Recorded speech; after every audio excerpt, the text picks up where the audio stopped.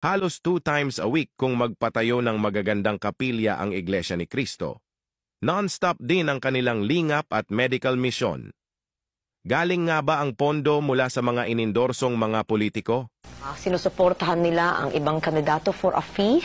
I think that's grossly unfair dahil ako mismo ay obviously wala akong maibibigay at hindi magbibigay at walang hinihingi naman sa akin. Sa aking karanasan, abay naku, napakalayong tignan ang Iglesia ni Cristo sa ganitong klaseng paratang. Napakalayo at hindi man lamang dapat isipin nino paman.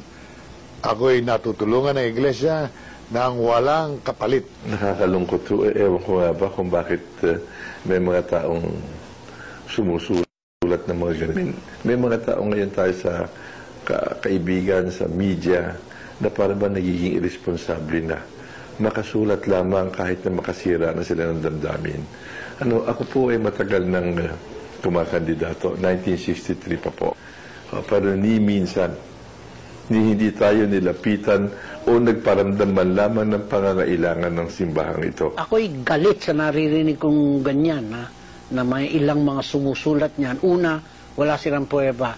Pangalawa, at ito ang kinagagalit ko, hindi totoo yan eh. Pambabastos siya sa mga kagaya ko na sinuportahan ng Iglesia ni Cristo on my first term in 1995. At uli, noong 2001, tumakbo uli ako. Ang Iglesia ay talagang inendorso ako at yan ay kinikilala ko at ako'y nagpapasalamat. Pero ni isang kusing, walang naging usapan dyan.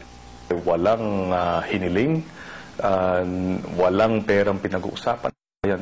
Sabi ko nga, kasinungalingan yan. Ang totoo ay kung ano ang kusa nila, yun lang ang kanilang didesisyonan. At ito'y walang kapalit na anumang bagay. Kaya ako mismo po is witness to the fact that Iglesia extended the help to me without any expectation of a return or any expectation of a favor being done to them. Ang tulong ng Iglesia ni Cristo is voluntary.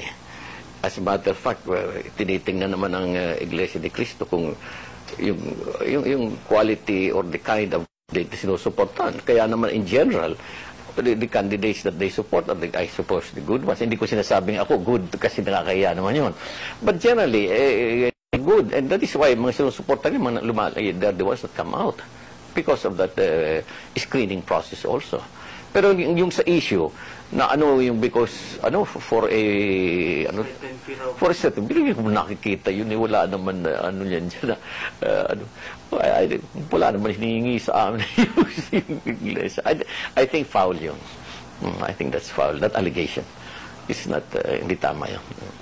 Patuloy na naitataguyod ng Iglesia ni Cristo ang kanyang mga gawain na walang tinatanggap na anumang tulong mula sa pamahalaan o alinmang organisasyon sa loob at labas ng kanyang bansang kanyang pinagmulan.